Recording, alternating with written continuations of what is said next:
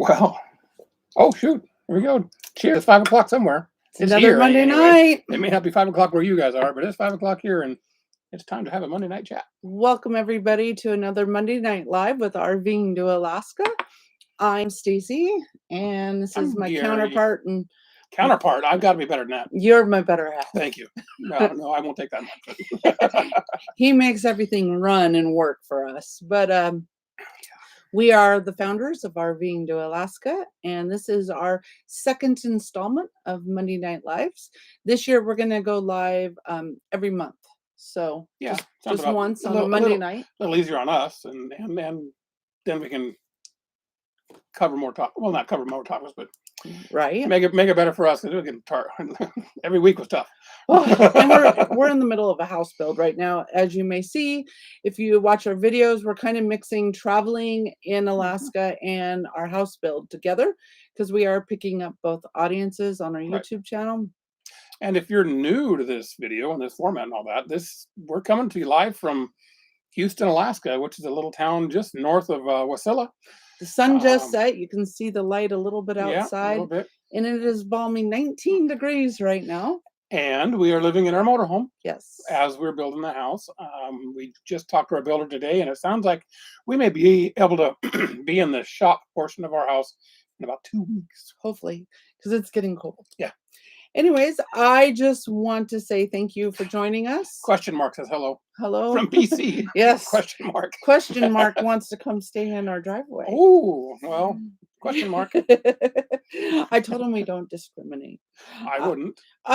Just so a couple quick announcements, and then we have so much to dive in tonight. Today is a big day, especially for Canadians. Oh, yeah. Or other international travelers that want to come into the United States. Because the borders finally opened. So we're going to hit all those points, as well as everything else about crossing the border and enjoying Canada and making it stress-free. Because you need to enjoy Canada when you travel through. And hopefully now with Canada's new plan, you'll be able to. Absolutely. So let's just get it through house cleaning real quick. Just so you know, last month at our Monday Night Live, we finally went live with our website. It's really easy, rvingtoalaska.com. Who would have thought? A lot of resources on there, and I'm still working on it, still building it, but it is open for you to be able to go and check it out. We also have a merch store. I actually forgot to grab. Do you need? It's in that black. Yeah, just the bag. See it right there? Just pull one. We have RVing to Alaska 22 decals available, and these are $10 each on our website, and we will ship them out to you wherever you are in the world. This helps you find community when you're on the road. Slap it on your vehicle, your rig. I do have window cling available as well. Right. So you can see other members as you're traveling. And the window clings are the not permanent. Window clings are removable style. Take them off. Where the sticker is more of a permanent setup. Also, coming up soon on our merch store, we are going to have RVing to Alaska 2022 calendars. Ooh, I saw the preview of that.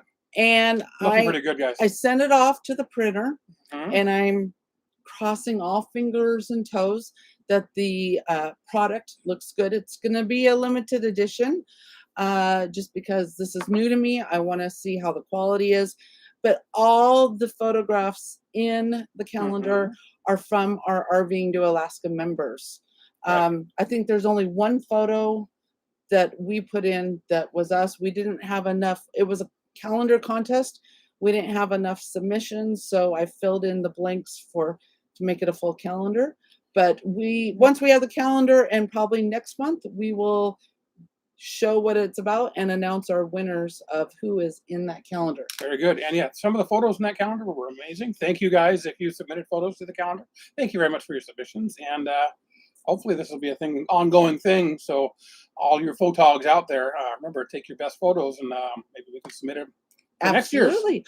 Also on our website and our RVing to Alaska 2022 Facebook group, we have a member directory, or a business directory, I should say. And we added a new business partner in that directory this month. And it is Monarch Tea House. And they are actually down in Utah in Brigham City. Oh. And I love this. This was not planned. They were totally on my list to talk about, and we just went to the post office an hour ago. And what do you know? There was a bag of tea in there. They sent us a whole bunch of. Look at their card. Life is too short to drink boring tea. And some of these, we've got. That's Barb's lemonade. Look at all that goodness. All the goodness in there. Really good. This one is cherry pie. And this one I'm going to enjoy in the holidays. Which one is that? The mango de tango. Mango de tango. Yeah. This one is a mulled wine. I am going to enjoy this during the holidays. So we just went to the post office by chance, and here's all these teas, and we just got to thank Monarch for sending them out, and how timely. Now we can talk about them on our live chat with you guys. So Eric and Michelle with Monarch Tea House is offering a discount to all RVing to Alaska members, a 10% discount, both online or in their shop if you happen to be passing through on the way up to Alaska. So check that out. We have a Facebook album in our 2022 group that has all our business partners. I think we have around 10 now. And they're just the latest to join our directory. Where are they? Brigham Young? No, that's the university. Brigham City. Brigham City. So right near Salt Lake. North of Salt Lake. Just north of Salt Lake City. I believe. That's right. Yeah, right. So Brigham City. And if you drive by, stop into their shop, or like I believe they're right off of I-15. Yeah, I-15. Last announcement, just a reminder, I still don't have any more details, but we are going to be having an RVing to Alaska group camp out called the Rendezvous in the Range, and that's going to be in July. Dates to put on your calendar: July 20th through the 24th. It's a boondocking event. There are no services within 100 miles. Literally nothing. 100 miles. Come prepared. But we're going to camp out in the Alaskan wilderness in the middle of the Alaska Range. It's going to be a lot of fun. It's a beautiful spot, guys. It's a lot of fun out there. All right. So I am going to dig in to our topic. Oh, Canada. Oh, Canada. No, I don't. No. Won't sing it for you. So today is a big Madison day. Might not like it. Today is a very big day. It's November 8th, and the United States border opened to Canadians and other international travelers if you are fully vaccinated. They call it non-essential travelers as well. Non-essential. So this is for recreational leisure travel. Canada opened up their borders to Americans on August 9th, so we're a little behind the 8 ball on this. Things are similar but different, and how this is going to affect you in the spring or next summer could change. I'm going to just be honest, and within the description links below, like if you were to go make a comment, you'll see I've put some link resources, and that's going to send you to a couple resources I use on the regular whenever I try to find anything out regarding the border, because it does change. What happened today could change next week. It could change next month. It could change in the summer. We don't know. Yeah, so it's what you're saying. It's very fluid. So it's very fluid. Always do your own investigation and find out what may be best for you in that situation. I hope I've provided you the links to help you with that research. But let me tell you what we've got going on right now. To get into Canada, you do need to be fully vaccinated. That means 2 shots, and I'm not sure if you can mix or max. Again, mix or match. You'll need to check, but fully vaccinated, we should all know what that means by now. And you need a COVID test upon arrival within 72 hours, and it must be the PCR test, not an antigen test. Nothing has changed with these regulations since this summer even when we crossed Right. in May as essential, You still had to we do the needed antigen that test. PCR test. Oh, no, non-antigen PCR. Sorry. PCR, PCR, not antigen. non-antigen. Now, PCR. there's rumors Mhm. on the rumor wheel today that Canada may loosen the PCR test down to an antigen, but as of this time, it is still a PCR test. Again, you need one to arrive in Canada at the border within 72 hours of arrival. Now, this is getting harder and harder that I have been seeing.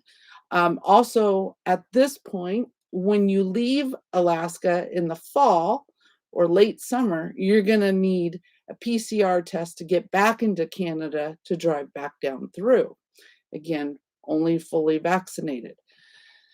One thing I have read in all my research, Toke is no longer doing testing. So you're Oh. going to have to test from Fairbanks, from Anchorage, Ooh.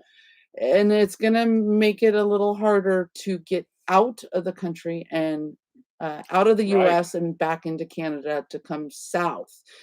Again, this is all fluid. It could change at any time, but keep in mind you cannot count on Toke to be a place where you can get your test done. And as you come that down. would be for exiting Alaska, transiting through California on your California. Canada, transiting through Canada on your way back south. Yes. Okay. So you'll need to test coming up as Yep. you enter Canada, and you'll need to test coming south as you enter Canada again. Trying to think anything else with Canada's requirements.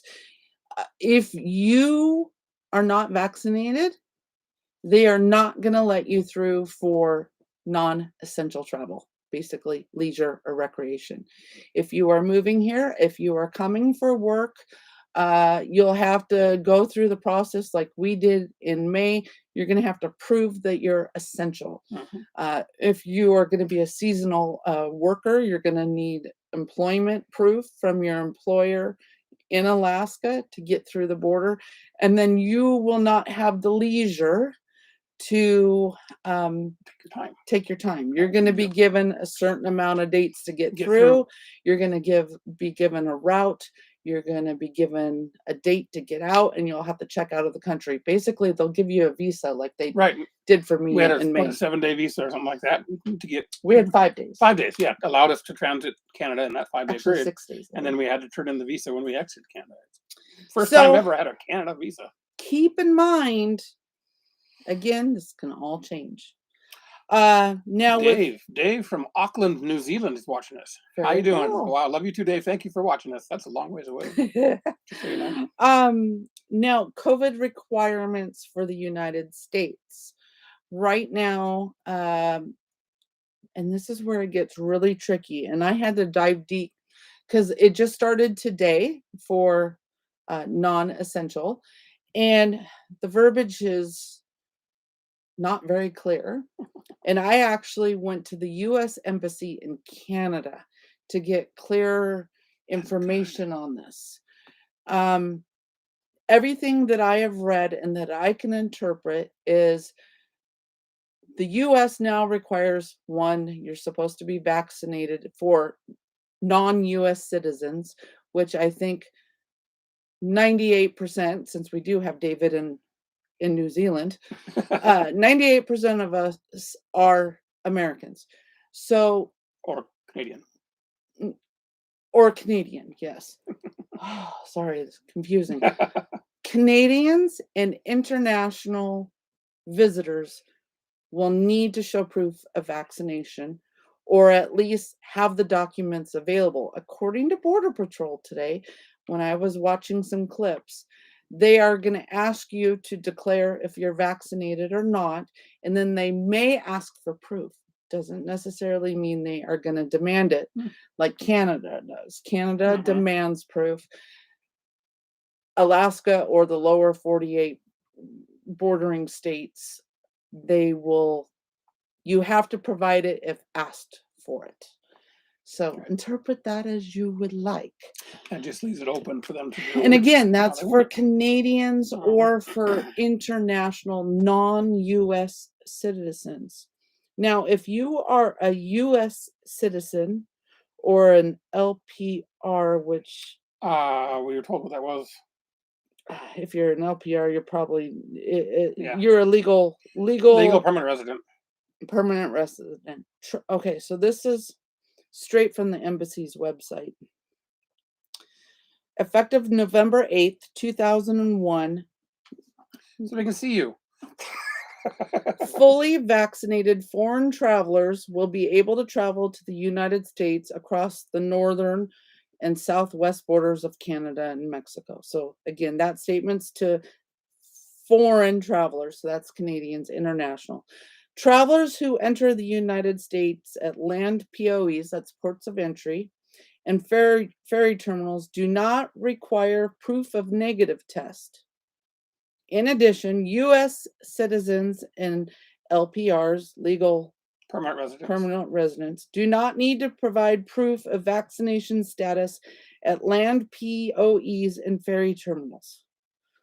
So you'll link this so people can read through it too, right? Yes, you put it somewhere. I put a link to it. Yep. So how I interpret that is United States citizens, they are not going to be required to show a proof of a test.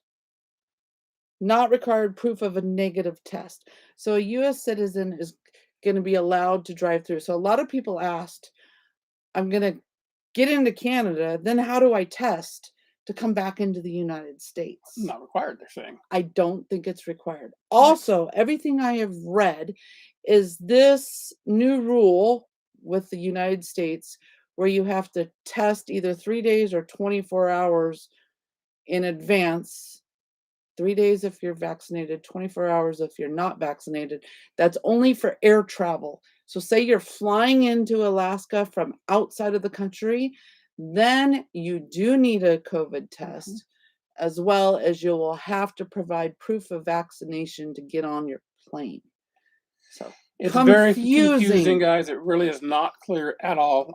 We'll link as much information as we can as possible for you. And things are going to change. And if you are, say, coming up in February, you can always message me privately and I can try to answer what I know what has changed at that time.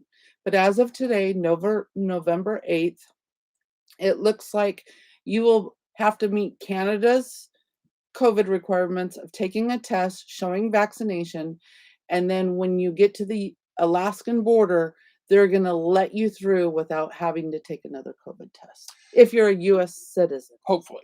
Yes. That's how things are written now.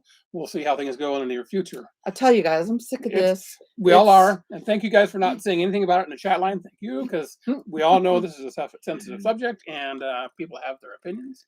And also, real quick, I want to touch on David Gutierrez's comment here about firearms. We're gonna get to there. Maybe not in this video. It is. Okay. Yes. Okay, but there's also a heck of a lot more information on firearms in our RVing to Alaska. You put the firearms link in there, right? On the webpage? There's a playlist on YouTube. Okay, yes, a playlist on YouTube for firearms. And there's a guideline on our group page. Right, we go through in depth on that. So okay, so hopefully I haven't confused you thoroughly, but that is what the COVID stance is right now to get into the U.S. If you're a U.S. citizen, once you've gotten through into Canada, you should be golden to get into the United States. If you're not a U.S. citizen or a legal permanent resident, then you're going to have to find testing, probably in Whitehorse, before you get up to the Alcan border crossing. RV fishing adventures. Yep, get on your boat, come on up to Alaska. The only thing you got to do is plan ahead for that Gulf of Alaska crossing. Well, and there are other regulations for maritime crossings too. So I highly suggest look into it. You can find that in the links in the description below through the Canadian Border Agency and the U.S. Customs. Okay, so I'm going to move on. Next step, to get into Canada and get into the United States, what do you need to get in to the country? And to get into Canada or to get into the U.S.? Well, both. A passport. You need a passport. Yeah. Oh, I should be careful. We're renewing ours. Or our little photos. Our pictures might have just went flying. But you need a passport or a enhanced driver's license.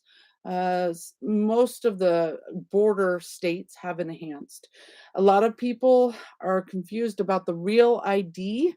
Real ID does not get you across international borders easily. And I say that we walked across into Mexico with friends down in Algodones, and one had an enhanced and one had a real ID. Enhanced got through, no problems. Real ID got questioned because you cannot prove that you are a U.S. citizen with a real ID. So it's an ID, but it's not a proven. So you might have trouble, ID. and it's mostly the United States that is going to give you the problem. I do know people take their birth certificates, marriage certificates. Usually what's going to happen is they're just going to question you a little bit longer to verify Right. But you are who you are. The best of the best is still the passport. The best of the best is a passport card, or a Nexus card that will also get you through. But Nexus cards are only for bordering states. I believe also bordering states, just like the enhanced. Yeah. Again, if you go to your licensing department of your state, you might be able to get more information which one is better. I also know for airplane travel, everyone's going to be required at some point a real ID. to be having a real ID. So I think that's also why they say a real ID doesn't work, because everyone's going to have that at some point. For commercial air travel, you'll need that. Yeah, but it's really confusing. I don't know what we're doing. Does that make sense? No. What's the difference between a real and enhanced ID? Enhanced, so like Washington State had an enhanced ID, and you have to prove your citizenship to get the enhanced, and so you had to show your birth certificate. Right. Well, when I got my Alaska real ID. I have my real ID from Alaska because I was able to present my birth certificate, social security card, and everything they needed. Stacy couldn't get the real ID because she doesn't have a current social security card. I lost mine with my married name. I have my maiden name, but that wasn't good enough. That wasn't good, so she couldn't, because she didn't have that form of ID. She couldn't get it. And Social Security, guys, is closed because of COVID, and so there's nothing. They're like, you need to send this in, and the only way I can physically get a new Social Security card is if I send my driver's license, I believe, or my passport, and I don't want to lose my passport. No. So. Oh, Jen Maynard. Hi, Jen. Hi, Jen. So hopefully passports are the easiest. And it truly, the sooner you can get yours in hand, or if yours is about to expire, you don't want to travel if it's within 6 months of expiring. Right. Get it done. The sooner the better. We just got our new photos. We need to send the paperwork in. His expires in January, but I don't think we're going anywhere. Nope. Jeep Overland sounds like a great trip. Going to go from Bellingham to Haines with his Jeep on the ferry, and then get off in Haines and go adventure from there. I'm sure that'd be great. Very cool. We did the ferry in April and had a blast. It's a great ride, and the trip from Haines back in through Canada and Alaska will be great. Okay, next topic: vehicle insurance. Just an easy phone call to your insurance agent. Make sure your coverage is covered while you're in Canada.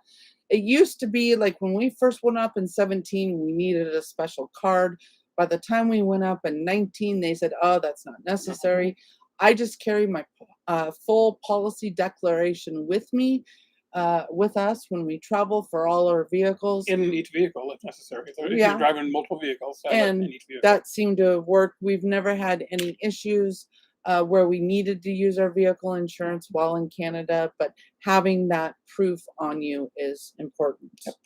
Traveling with children, if say you are grandparents and you're bringing your grandkids up with you, make sure you're going to need to look. There's extra steps. You're going to have notarized letters stating that you have permission that they're traveling with you from all parents, even if you are divorced and your ex is elsewhere. Canada takes very seriously child trafficking, and as long as you dot your I's and cross your T's, you should be okay. In the form of a notary, which is the best thing to do. Not just a sign from the parents, but actual stamped and notarized. And again, there's links down below. I put a link for everything border crossing that's non-COVID related. That's where you're going to find that information. Ken S. with your barky dogs. If you happen to get inspected at the border crossing, just remove your barky dogs from the vehicle, put them in a crate or something like that as the agents are in the vehicle. We did get inspected in 19 as we crossed into Canada, and they let us put our dogs on leash, and you can't be in the RV when they go in and do their inspection. Right. So the dogs are outside with you, and you should have no problem. Nope. We had to actually go with the border agent, and we had to open up our slides so he could actually access. Well, and he asked me to unlock the gun safes and all that too. So have them on the bed. Yep. So, yep. Past DUI or felony convictions. It's a tough one, folks. This can stop you at the Canadian borders in your tracks. So you'll want to really do your homework on this one. Usually 10 years removed is through adjudication process. You may be allowed entry. I can't say yes or no. It's something you're going to have to go through the legal system of Canada to have that striked from your record, basically. Not from your record, but for Canada to allow you through. Right. And a DUI will stop you, or any felony. Correct. So yeah, those are basically no-goes on your Canada transit. So make sure you know about that and aware of that. And sometimes they do background checks. So yeah, the Canadian customs system is tied to ours, so they can easily look into your record and know exactly what you've got going on. So don't try to fool them. Just do everything that you can to do it right. Right. Food, liquor restrictions. Haven't had a problem. We haven't. One thing, citrus or anything with a seed or a pit, they definitely don't like. Eggs, they typically don't like. And this is going in either direction, especially if you enter, say, from Washington into BC in the Okanagan Valley, because that is the fruit growing capital of Canada. So they are super strict there. Sumas is also very strict. And even up at Poker Creek on top of the world, we got we had tomatoes taken away. Give them 2 tomatoes. So only reason is because we declared them. They didn't search for them. They asked, and we said, "Yeah, I got tomatoes." So liquor, we've always been honest, and every time we've gone across, we've had more than allowed. We just say it's personal consumption. You know, he's got a couple bottles, I have a couple bottles, partial bottles. The worst they could do, if you're honest with them, is say you got to pay a little extra tax on them. You pay a duty basically for bringing alcohol into the country. And we have never been asked to pay more. We've just been honest. It's not like we're doing a bootleg run or whatever. Right. Yeah. We're not filling the bays below full of cases of alcohol and such. No, it's just nothing like be that. honest, and they're gonna treat you right. Are you going to talk about pets? Yep, that's actually next on the list. list. So that'll answer David's question. David Gutierrez. So pet requirements, it's pretty easy. You want to make sure your kitties and dogs are fully up on their rabies. That's the most important. And you need to make sure they're at least a month vaccinated after they've had their shots. So usually rabies specifically. Rabies, yeah. So you got to keep up on their rabies shots. Make sure they're up to date. Now, the health certificate one is something Canada no longer requires. It is, though, technically something Alaska requires. However, when you pull up to the border shack in Beaver Creek for the United States at the Alcan crossing, or Poker Creek up on top of the world, they are federal border agents. Border agents, yes. They are not state. So technically, they're not going to ask for the health certificate. but they may ask for the rabies because the rabies is a federal. They also need to be up on their rabies for federal requirements. Now, I always just still go and get health certificates, usually a week before we leave. Primarily just because we like to track the health of our dogs. Yes. It's just a good health checkup. And if asked once in Alaska, it was done. So, what do they say? Ask for it's easier to ask forgiveness. It's easier to ask for forgiveness than for permission. permission. Yes. So, for example, in 2019, we went through the process. We got a health certificate for both Spirit and Sophie. We were never asked. Actually, Poker Flats in 17, we were asked for rabies certificates at the border. But in 19, we weren't asked. And this year, we weren't asked about the dogs. But we had health certificates. And then in the middle of the summer, in 19, Spirit got sick. And we had to go use an emergency vet in Anchorage. And they actually asked, do you have her health certificate? She's in our state. Did you follow procedure? Yep. And we did. So I was able to provide that. Now, it was almost 2.5 months later, but we did it. They can see that the state knows that she was coming to Alaska and that we followed the rules. So it's something that just keep up on your pet's health. Make sure they go get caught up on their rabies before you leave, at least 30 days out in advance, and then get a health certificate. Dog food.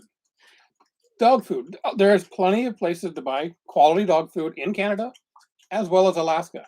You do not need to bulk up your RV full of dog food to get through your 2-month stay. We have Petco's here. We have PetSmarts. We have in small specialty stores, specialty shops. I can't remember the Cold Spot up in Fairbanks, I think. Yep. We have one locally called Pet Zoo here in the Valley in Wasilla, and they carry all sorts of brands, prescription brands. And you can always, if you are on a prescription, you can probably call around to a vet and find someone. You made a comment the other day when we were reading some of these, and it's like, well, we have a lot of mushers up here, like dog mushing capital of the world. A lot of those folks actually do make their own food for their own teams, but there's plenty of dog services, food, and as well as cat food and such like that available everywhere. Most big towns, not even big towns, almost everywhere. Excluded pets from going through Canada. There are. So we did a video in 19. If you go check our 19 playlist back to Alaska, I did a video about traveling with pets, and I do mention some animals that you might be restricted. And again, that would be for Canada's website. If you go to the link down below in the description and look for the link for Canada information, non-COVID related, you'll be able to find more information about pets. Another thing, which I'm about to talk about, I'm going to skip firearms. We'll come back to that. But cannabis, pet CBD is also no go with any pet CBD products or personal consumption CBD. Well, we'll go back to CBD, but we're on topic of the animals. So if your dog does use or cat use CBD products, do not take it across the border, discard it, give it to a friend. Once you're in Canada, you can go find a forgot what dispensary. I forgot what they're called up there. But you can buy in Canada. Cannabis and marijuana is completely legal all over Canada, but you have to buy and consume in Canada. You cannot cross a border with it. So in regard to pets, CBD, pet treats, whatever, if you use it, discard in the US before you cross. Find a dispensary in Canada, discard it before you cross, and then here in Alaska, you can find it as well. What are your thoughts on tattoos? He's got a couple questions. He loves Canada and tattoos. For tattoos for like dog identification. I'm not sure where he's going with that, or just talking about tattoos. I have a tattoo, but I think maybe since we're talking about dogs, what do you think? What do you like better, North Pole or Fairbanks? If you were to go off grid somewhere. Neither one of them are off grid. I mean, they're big towns. So I would go north up into the Fox area to go off grid. I don't know. It's just Fairbanks is hard to boondock. It is. It Well, is. yeah, she's talking about like living off grid. She wants to live off grid in Fairbanks. Ah, Yeah. well, Fairbanks, it's. Oh yeah, that's I mean, 40 it's below 17 easy. here. It's cold. Hey Alexa, what's the temperature in Fairbanks right now? Right now, in Fairbanks, Alaska, No, it's 12. degrees Fahrenheit. So Not it's too much not bad. colder. 5 degrees difference. Dog tattoos. I've never heard of dog tattoos. So that's Is just that like for, a chip. Oh, a chip or a little barcode kind of thing, right? I chip my pets. It just helps. People do, if you're, especially if you're not living here and you lose your dog, someone will find it and they'll go have it scanned. So having your pet chipped or tattooed might be a good idea. Does going by ferry to Whittier completely bypass Canada? Yes. Yes, it does. Right now Actually, it does. yes, it does now. Let's stay on topic. Well, quick answer. Remember these and we'll come back. But yeah. I can't remember them. Well, we're gonna do questions are quick. I'm reading the comments over here, guys. That's why. Okay, we're gonna zoom back up. Off topic. Pet requirements. So we went up pet food. If you do cross with pet food, what I've always done is cross with an unopened bag, or if you like, we use a seal tight container and we put the empty bag in the container. So if customs agents ever wanted to know what we were transporting across, they would know. We've never been asked about our dog food ever. So nope. I think it's just another thing that people stress more about that they really don't need to. Okay, so next thing on my little list here, firearms transportation. Bang bangs. First of all, we do have a playlist thoroughly that shows you how to cross into Canada and into Alaska with long guns and how to ship pistols and other restricted firearms straight up to Alaska from the lower 48. You can ship long guns. So we're talking shotguns or hunting rifles that are not. Well, you can transport them with you, not sort of ship. You can ship them too if you want to. I'm talking about transporting. Okay, well, you said shipping, so I want to make that clear. I meant transporting. Thank you. Transport. You can transport with you long guns, so like hunting rifles that aren't beefed up, and shotguns. You do have to fill out a form to basically get a permit. It's $25 for your permit. That's up to four guns, and then there's another page you have to pay for additional guns. No, 3 guns, I think. Guns. And then I think easy to do. Another $25 Canadian. It's simple form to fill out. Serial numbers and model numbers. And in my playlists, I have links out to those forms to help you find them easily, or you can go to the Canadian website to get it. There are restrictions. You got to keep them locked up. And that is why we were boarded in 19. Right. He just wanted to look at the guns. To see our guns and make sure, because we were carrying ammo for, and he just wanted to verify that. You are allowed up to 5,000 rounds, I believe, of ammo. You question me that every time ammo. too. It seems astronomical. It's a lot of it is, but again, we do have a firearms guide, and I'll try to go back and link it into the description here. That is a whole bunch of plethora of information that I've compiled together in like a 8-page document to help you figure out the maze of either shipping or transporting your firearms to Alaska. And basically, to make it simple, long guns, rifles and shotguns, you can transport with you. Handguns, pistols, revolvers, and the such, you cannot transport with you. You need to get them to Alaska via a different way. And that's discussed in the firearms handbook and such we have. Illegal import restrictions. So that means, what are things that are a no-no to bring into Canada? Firewood, of all things. They do not want you to bring any leftover firewood as you come down the Alcan. But that's not too uncommon, because even going state to state, or from one campground in one state to another campground in a different state, they don't want you transporting that firewood across state lines or international borders. Either way, it's just something people don't really think about. Keep your bugs in your state, kind of thing, or your country. Another thing that can be a surprise are houseplants. Yep. Again, you'll want to check the link below for non-related, but House plants can be a big no-no.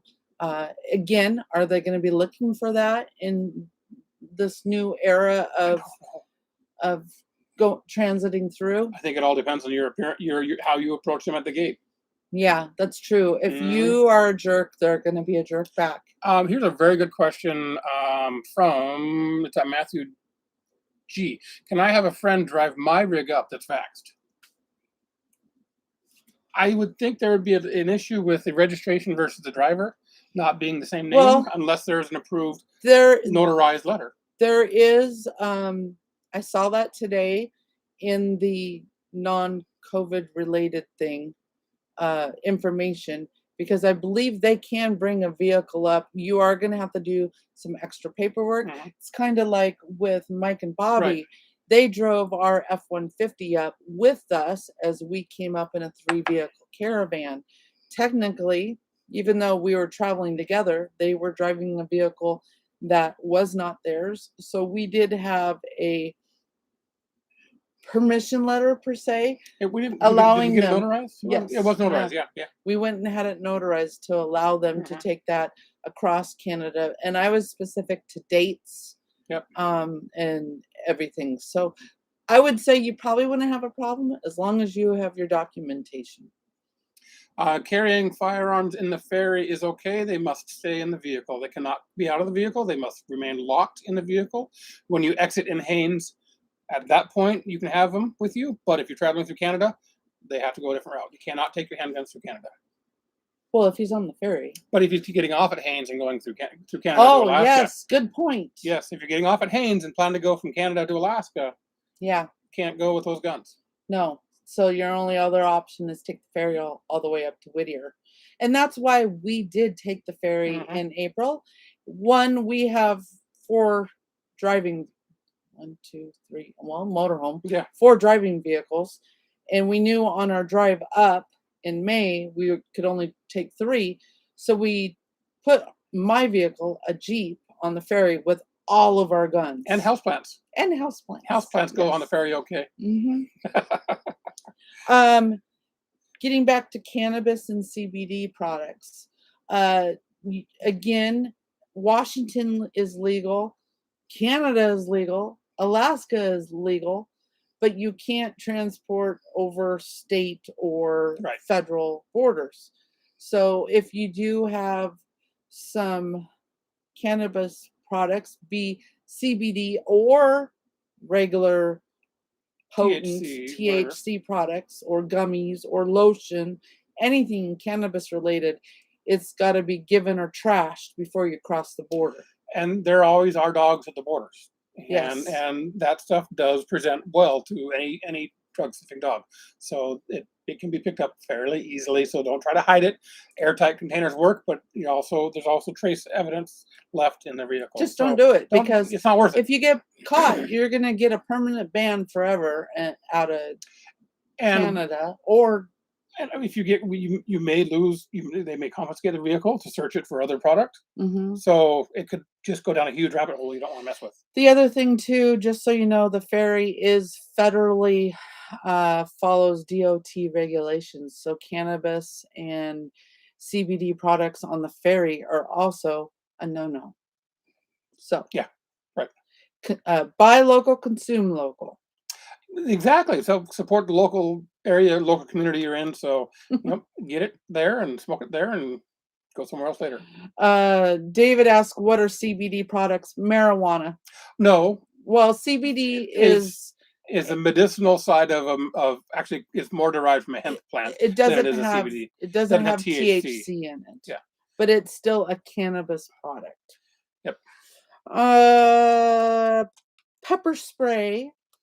No. Bear spray. Bear spray. Yeah. Yes. Differences, ingredients, and Yes. labeling. And size. And size. So like a mace or pepper spray is a big no-no. You cannot take that across the border. That little keychain mace thing, nope, no go. But a big bear spray is. And what you want to make sure you do is when you buy your bear spray, make sure it says bear repellent, not or defense or something like that. Yeah, not for humans. Uh-huh. That's a big thing, because if it's defense against humans, they're going to take it away from you. Right. And having bear spray is very important in Canada, especially in northern regions, Mhm. as well as in Alaska. It's something you should have on you at all times Well, when you're in the outdoors. it's technically your first line of defense when you're in. Basically, they like it to be the first line of defense in any bear encounter situation. You should have a gun with you when you can have a gun with you. You should have a gun with you, but the bear spray should be your first. It's line of also been defense. proven, though, bear spray might be a better defense than a bullet because a bullet is only this big versus bear spray could be this big. But you have a lot of things that are working against you. Your environment around you. Is it windy? Is it foggy? Is it raining? In those situations, bear spray is not going to work so well. So the best bear repellent is being in groups of 3 or more people. And make noise while you're on the trail. Make the bears know that you're there, Mhm. and you know, yeah, just We had be aware. We had a big grizzly in the neighborhood this past couple of weeks, and when I go out once it's dark, I'm like, "Hi, bear! Go away, bear! I don't taste good, bear!" You know, just make Mhm. noise. If you don't startle them and make enough noise, they're gonna leave you alone and leave. Right.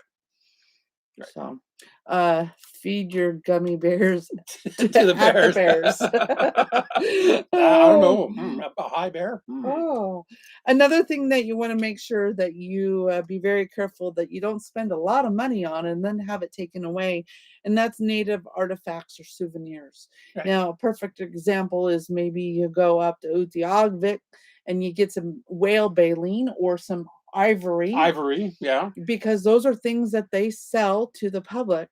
But if you go across the border and get searched, they They most could be likely confiscated. will take it away if they find it. Those two things actually remained in the fifth wheel that traveled with us, not ours. No, well, we didn't. His Mom and parents Dad. took whale baleen. They didn't know, and we No, honestly we didn't know didn't at the know. time either. We had to go in to declare our firearms on our exit, and there is a big, beautiful glass case at the Alcan Beaver Creek Canadian border station, Full of confiscated artifacts. and it's all souvenirs that All people souvenirs. bought Mhm. up here, and they are not allowed to take into Canada. So be careful. aware. Yep. And if you have to have that beautiful piece of whatever souvenir, Maybe ship it home. U.S. Post Office, pack it in a box, and if it fits, it ships. Yeah. I remember in 17, someone had a skull of an animal that was gifted or they bought. They Yeah. didn't have the proper documentation and they got sent back at Beaver Creek. So they had to drive Right back to 100 Tok miles back to Tok and and ship it. and then go back It was to a- the border. It was a bear skull. They went on a hunt. A legal hunt, a legal non-resident hunt for black bear, and he wanted to take the skull home with him in his van or whatever. However, there And, hunters can take their mounts back. We've seen it. I think There's just proper because he was channels. he was not an Alaska resident. He's out of state. He's a non-resident. I don't know. It was Something weird. to research So- if you plan to hunt or have something of that. Best bear repellent is a good brain. That is true. RVing, fishing, adventures. I don't know your first name, but yes, that's true. All right. Moving on. So now you've been allowed entry into Canada, Woo! and the very first thing you're going to want to do is exchange some money out. No, I want to go to the parks. I want to go see, what is it? Oh, Banff. Banff and Jasper. I don't care about anything else. Banff and Jasper. That's where I want to go. Now, what we usually end up doing is we will drive in a little ways. Oh, Mike, how you doing? And then once we find a bank, we can go in, use our ATM. And the reason why using an ATM at a bank, you're going to get that day's exchange rate, which I haven't checked lately, I but have in no the idea. past, it's been about a 30% discount from the Canadian dollar to American. Mhm. Now, today, I have no idea. I don't have a clue if it's that good or if it's worse, but you could also do it like at the grocery store and just ask for cash back. We normally pull out $200 Canadian the very first time as soon as we cross, and that usually lasts us to Watson Lake. And in Watson, there's a bank on the right-hand side as you're coming into town. We pull into there and get another $200. Mhm. because as you get farther north, you're going to hit more Provincial. provincial and government campgrounds that take cash only. So you need that cash to get you through to Alaska, and then you'll have leftover cash for the fall when you come back and hit those provincial parks before you're into Whitehorse. And if you happen to skip out on grabbing cash and you go to a provincial park and it says it's going to cost you $15 Canadian, they don't take. They'll take US, but they'll take it at par. So you got to put $15 US in there, so you're losing your exchange. If the exchange is still in your favor, in the US favor. favor. It's US or Canadian at par for that $15. So it's really good to have some Canadian cash and some loonies and toonies. Some grocery stores, those are $1 and $2 coins, loony and toonies, that you have to put a loony in to get your cart, and then you get it back when you return your cart. Paula Alvard, send us a personal message or an email or something like that later on. Yes, we can share some information. We have a wonderful realtor here in the valley. Also, with credit cards, if you want to use your credit cards, that's great. Make sure you call ahead and notify your bank that you're traveling internationally, specifically Canada, and also check to see if there's no foreign exchange fees. A lot of cards will have an extra like 3% fee on there if you use it, but some cards have no fees. Also, Costco up in Canada is the opposite of what Costco in the United States accepts. Right, they have MasterCard now? So I think in the US, Costco accepts Visa, and in Canada, it's MasterCard. But that may change. We don't know. That's what it was a couple years ago. Yeah, we didn't 19. stop We didn't this stop year. this year. We didn't know. We didn't do it. Metric system, once you're into Canada, do you know that you're going to have to change from miles to kilometers, gallons to liters. Feet to meters. The height of your RV is important. Yes, we always put a little sticky to let us know what our height was, just in case, but there's really no low bridges the whole route. Yep. Madison just put up the current exchange rate. $1 US is $1.25 Canadian. All right, so it's about a 25% discount right now. Thank you, Madison, one of our wonderful moderators of our page. Yep. And I think I know who question mark is. He's camped all over BC and never felt the need for bear spray. That's true. If you're smart about it, you don't need it. However, up here we have grizzlies, we have black bears, and people get attacked every year. All the time. So it is something you do have to be aware of. Be bear aware. Routes to consider. So once you are in Canada, you basically, right, you have two ways to come up. You have the Alcan or the Cassiar. The Cassiar is a little bit slower, a little more remote. Nearer to the mountains. Mountains are in your windshield all the way north. Gas is a little more sparse. You got to, they're both. You have some stretches. 200-mile range or 300? It's 400. On the Cassiar is 400. Well, and there's gas in the middle. Yeah. Cassiar, the last 2 years, have really been frowned upon taking that route just because it is villages in that part, and healthcare is very it was stressed during the COVID pandemic. Yeah, so they want you to go on the Alcan, which has bigger towns and villages. Better medical services. Cell service, it's about equal, really. When you hit the towns, you're going to have cell service once you're north of Dawson Creek. But when you're in between towns, you're going to have no cell service. Same thing with Cassiar. Once you leave Smithers and then work your way up to Good Hope and then come up Highway 37, you're going to have zero cell service until you are in Watson Lake. And that's your fuel stop. And on the Alcan, you're going to have zero service from Fort Nelson to Watson Lake. So it's almost the same amount of distance.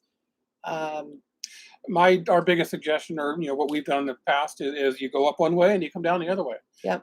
That way you see the best of both sides. And they're both. We've done beautiful. it both. They're both great. Both roads, both directions. And I think the Cassiar is still my favorite It going is. north. Yep. Oh yeah.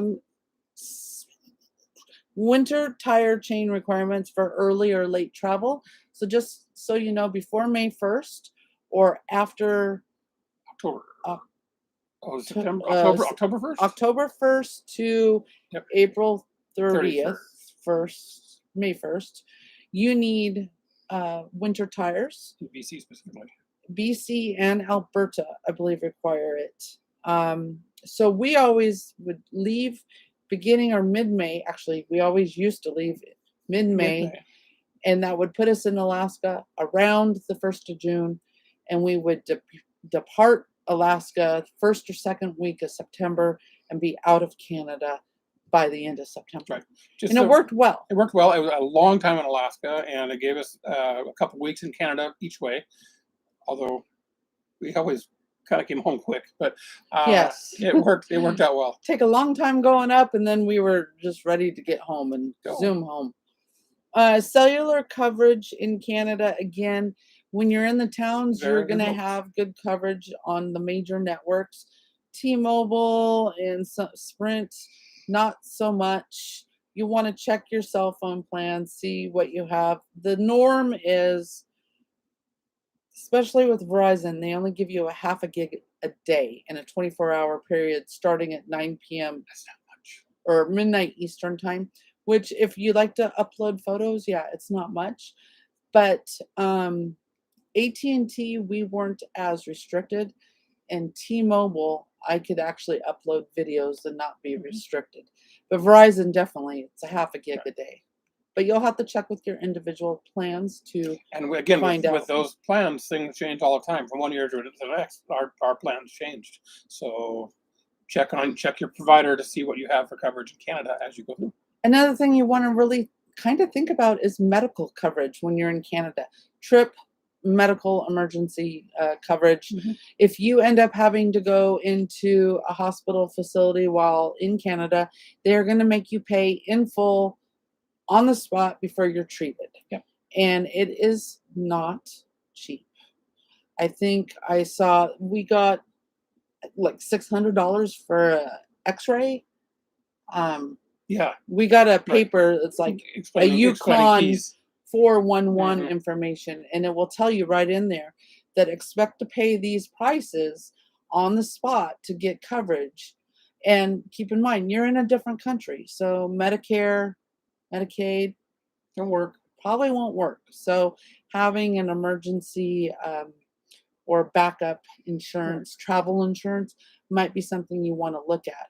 And quite a few times, if you're on a prescription medication, you can talk to your doctor before you leave and say, "Hey, I'm going to be out of an area for so long," and make sure they provide you with that amount of prescriptions. Or maybe go to a national pharmacy that we have reciprocal pharmacies in Alaska. So your only time you're without a pharmacy is Canada. Like a Walgreens or something like that. However, I've heard that it's easier to buy prescriptions in Canada. Is it really? Yeah, they can take their prescription bottles if you run out and just go buy. There you go. We've had friends do that. Yeah. And it's cheaper than the United States. Well, Kind of that's like like going to Mexico. Mexico for. Thanks, Mom and Dad. Our parents went to Algodones today to get our meds. Medical services. Okay, national parks, provincial parks, and government campgrounds. So, What's that? we have a troll. One moment, Oh, please. yeah. Hide. Just hit hide. See what happens. Put user in timeout. Boom. Oh, this. Yeah. Oh, yeah. Yeah, hide that. Just hit hide. Yeah. Oh, hit I that. think it just hides me. There it goes. Message deleted. All right. All right. Bye-bye. We can do it. You Jerk. cannot. Sorry about that. We have someone spamming our live feed here. Back to national parks, provincial, and campground. A lot of people are wondering about reservations, and for the national parks, you definitely want to get your reservations in early. I do know, now I'm just talking about Canada, but side note, December 1st, Denali opens for reservations up here in Alaska. It's going to be a busy year, folks. And I'm not quite sure when Canada opens up their reservations. I think it's sometime over the winter months. But once it does open, you'll want to get your reservations in fast because they do book up. I know Canada's National Parks has been revamping a lot of their campgrounds, which makes availability even more limited. Right. Now your provincial, or like what we have here in the US state parks, the provincial parks, some you can reserve in advance, some you cannot. They're first come, first serve. We always try to be off the road and at a provincial park no later than 3 p.m. to guarantee a spot. What do you call it? I don't know. Yukon government campgrounds, and I believe there are government campgrounds as well as in like Northwest Territories. Those are mostly just first come, first serve. The Whitehorse, maybe you can order online. Things have kind of changed in COVID. And when we came up in May, we weren't allowed in any of the parks because we were everything was closed to non-essential. Yeah, well, and we were essential, so we were given. We just went through. We got through Canada in 3.5 days. Not how I recommend to see Canada. I'd rather not. It was do it a again like windshield that. tour. Yep. So yeah, there are also provincial recreational lands in British Columbia and BC. BC rec sites BC are rec sites fabulous. Are great. Yep. If you have a big rig, you really need to scout it, like park at the road and walk in and see if you can make it in. Some are good, some are not. We have a video where we broke down 25 miles down a dirt road, a logging road. We're trying to get the free campsite, but BC rec sites are free. It costs us a lot. A lot of time. Not as much money, but Not a so lot much of money. time. But those are some resources you can definitely use. And then, of course, you've got your private campgrounds, which are fabulous. A lot of those, they definitely have room for not having a reservation. Yeah. We also, as we came up through Alberta this spring, truck stops or travel plazas, as they're called in Canada, can provide overnight safe parking. Yep. And also another point made on the comments here, Canada has some national and provincial holidays that you want to be aware of before booking your weekends. So the biggest one is the Queen's Day weekend, long weekend, and that is a weekend before our Memorial Day. So, and that's when Canada really kicks Victoria off. Day, sorry, Victoria. That's when Canada kicks off their camping season, and almost everything is open by that date. So usually by the time we hit Memorial Weekend, we're golden because they've already had their opening weekend. And Canadians love to go camping. They love to recreate. They have a beautiful country to play in, and they love to do it. So what not to miss while traveling through? I have highlights. Definitely the national parks, Banff, Icefields Parkway, and Jasper. Those are really easy to hit. Really busy when you do hit them. Yes, and be expected you may have to pay some tolls to get through them, but definitely worth it. Laird Hot Springs Provincial Park it's a good campground. 2-night stop.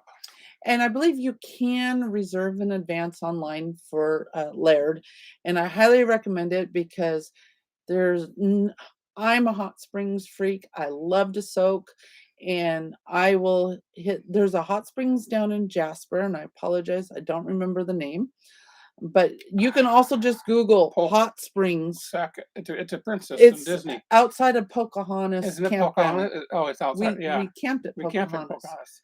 But so there's a whole bunch of hot springs in southern BC, southwest of Banff. Is that what it is? No, Boya somewhere else. Boya can be reserved. That's the lake we stayed at. That's the lake we stayed up there, yes. But hot springs in Jasper, Laird, and then there's hot springs outside of Whitehorse. And even right now, I'm tempted to drive 300 miles up to Fairbanks to go soak in Chino hot springs. Yeah, we bought a hot tub. Yeah, It's not going to happen until March. So going back on track. Signpost Forest in Watson Lake is a good just lunch stop. Pull in, take a stroll through the Signpost Forest. It's pretty amazing. Make your sign and find a spot and put it up, and it will be there forever. We have a video on that where we posted our Pau Hana travel sign back in I 2017. think I can find it now if I go there. I know where I it think I know is, where it is. but every year someone sends a picture from Yep. our sign, which is pretty cool. I also put the Klondike Highway going both south to Skagway and north to Dawson City. Oh, yes. It's a beautiful drive. Now, I don't know if Top of the World is going to be open in 2022. That's still an unknown. That's the Poker Creek border crossing I keep talking about. And that's where you would take the ferry up in Dawson City across the Yukon with your RV. Free ferry. Free ferry to get to take the Top of the World up and over to Chicken and down into Tok. Right. I mentioned that we have a lot of Forest Service campgrounds. Yep. Yes, in BC we stayed at a couple of Forest Service roads and where they had just little And I think we've been corrected. places. Liard, Liard. not Laird. Liard. All right. Yeah. Sorry. All right. Chino Hot Springs is nice. Yes, we might do that this winter just because we want to. And Now it's not that far away. We're nearing to the end of the video. I've got 9 questions that was asked by our viewers on our RVing to Alaska Facebook page. And a lot of these have already been answered, but we're going to bring them up. Joyce Whetstone asks, how likely am I going to lose the contents of my freezer and fridge at the border? I'm going to say a lot of it is attitude at the border. When you get up there and approach the border with respect, you'll generally have a better time getting across. Yep. But that's not to say you still won't get searched. Of all our crossings, we've only lost 2 tomatoes. In one of the most remote crossings in the country. Yeah. I think they just wanted tomatoes for their sandwiches. Tony Jeter asks, if stuff is frozen, is it safe to cross with? You're most likely going to get allowed to take anything frozen over. That way, I don't know why, but frozen seems to do better in their jargon. Yeah, for some reason. Stuff. Well, because it's frozen. It's not gonna transmit disease. Gary Dunn asks, how hard is it to find a spot to overnight? Pretty easy. In Canada? Yeah. Pretty easy. Especially along the Alcan. There's tons of roadhouses and pullouts everywhere.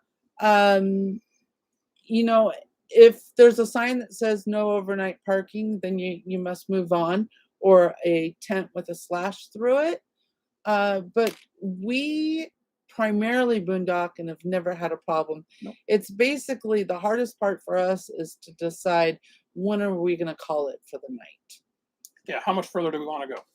So Kathy Robertson asks, trying to decide if we should stop in Banff Jasper area, going to Alaska in mid-May, or coming back in late August. Is one better than the other when it comes to the ice fields? Mid-May, you're going to have a lot more snow and colder weather. Later in the season, you have more chance of maybe seeing the seasons change. Fall colors, northern lights. Yeah. We did see the northern lights on our way up in Dawson Creek. Dawson Creek at the start of the Alcan. So they both have their pros and cons. It just kind of, the Icefields Parkway in May was really nice because it still felt like winter and like the ice fields. But we woke up to snow, so we had to wait a little bit. Do we have another? Can we block them at all? No, no. Hide user. User's messages. View deleted. Okay. Yeah. Oh, it's the same guy. Same guy, yeah. Naughty. Yeah. Metalhead Hippie. We're in Houston, just north of you. We have been told to find you. Have we? Yes. Metalhead Hippie? Someone keeps putting on our videos. Right. You need to check out Metalhead Hippie. He's in Wasilla. Good. So we're up off of Miller's Reach. There you go. You're not supposed to tell people exactly where we are. I didn't. Whatever. So hello from Houston. Yep. Houston isn't very big. No. In fact, we can probably get on the trails and get right We'll down probably to get his down to his place. place, yeah. Oh, okay. So again, personal preference. The national parks in fall or spring. They both have unique Right. in Unique either. each season. Yes. Lola Saxby asks if I'm planning to attend the Festival of the Midnight Sun in Fairbanks, probably Sunday, June 19th. If I were in Banff on June 1st, will I have to hurry or blow through Canada? If she was in Banff on June 1st and going to be in Fairbanks June 19th. No, I think you'd be fine. That gives you 2 weeks to get up. Truly, once you're in Tok, you could easily, it's a big drive, but you could get from Tok to Fairbanks in 1 day comfortably. 2, if you want to stop and break it up in the middle. That's plenty of time. That's 19 days. You just gotta, you can't stop everywhere. You gotta pick and choose. Maybe have one place where you stay overnight twice. Another thing I forgot to mention, if you take the Cassiar for highlights, is Hyder. Oh yeah, Hyder's amazing. Yep, down to Hyder, see the Salmon Glacier. So that's some place you definitely want to take 2 overnights. So you would stay in Meziadin Junction, and then take the next day, full day, to go into Hyder, explore, and then come back. But know that the bears aren't in Hyder until midsummer and fall. When the salmon are running, that's when the bears are there. We saw 1 or 2. And she continued to blow through Canada to get to the festival, or should I go to Banff earlier? I hope not to be freezing. No, you should be fine. Barbara Darian asked, how does everyone plan to handle the back and forth between Alaska and Canada for COVID PCR tests? And as I said, as of right now, as it stands, if you're an American or legal permanent resident, LPR, you will not need to do a COVID test to get back into the United States, only into Canada. Now, this could affect you, thinking about it in my head, if you decide to drop down to Skagway, to Haines, and possibly Hyder.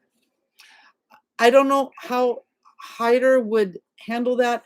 Hyder has no border, no Canadian crossings, no American crossing into Alaska.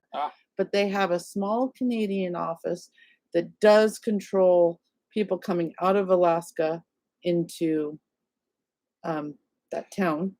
And they are the hardest border office we have ever gone through. I think that's where their trainees go. We had the most questions there. Oh, that was just a day trip. Yeah, because Hyder is a dead end ghost town. There's only like 20 residences, full-time residences there, but they do have a border station and they grill you. So that is something we'll have to address as things get closer to travel season, and how those little trips affect. Because I think even now, a 24-hour trip, you don't have to test, which if you go for a day trip. Anyways, moving on. Okay. We'll circle back. Oh, no, you don't use that reference. Barbara also asked about the health certificate, and if you were watching earlier, just get a health certificate before you leave the lower 48. If you don't do it sometime right before you leave your home, you could stop at a vet on the way as you're working your way north near a border town, and just call and say, I need a health certificate.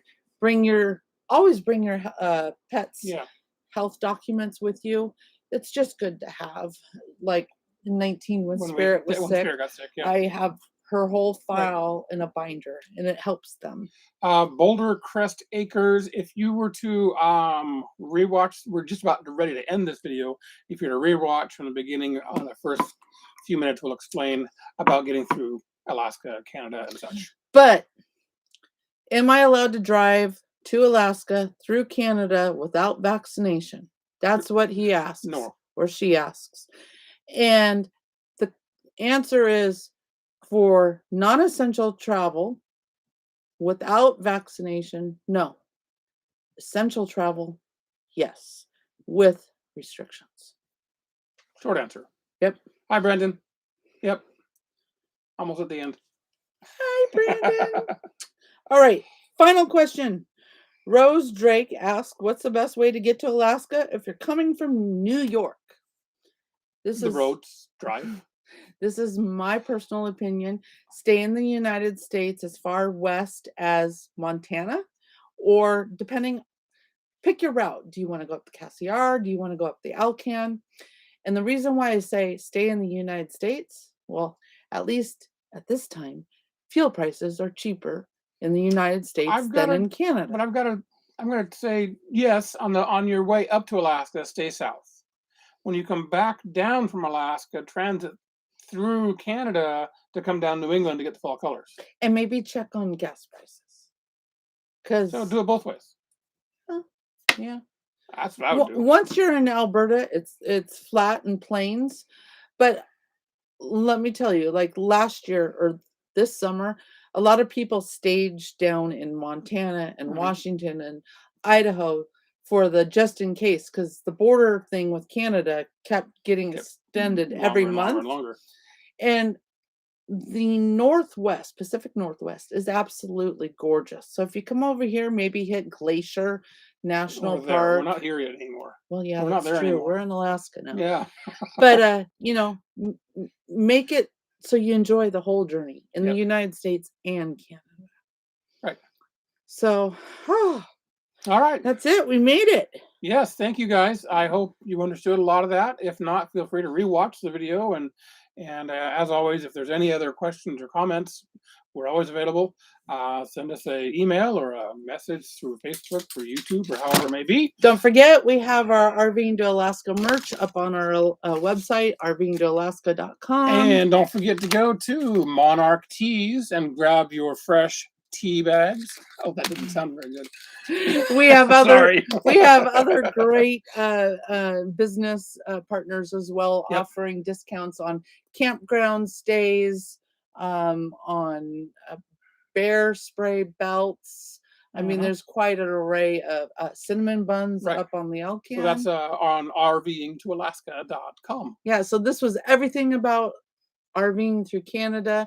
Next month, I haven't figured out what our topic it's going to be. Maybe we will go into detail the Alcan versus the Cassiar to get you up here, because they are two distinctly different routes. But we have the t-shirts are very nice, says Bill. Thank you, Bill. Thank you, Thanks Bill. for ordering. Thank you for supporting us. Yep. But we just want to say thank you all for watching us tonight. You all have a wonderful week. Stay warm. It is 15 degrees. What was it? It was 20 when we started. 21 when we started. So have a great day. Good night, folks. Talk to you later. Bye. So Janice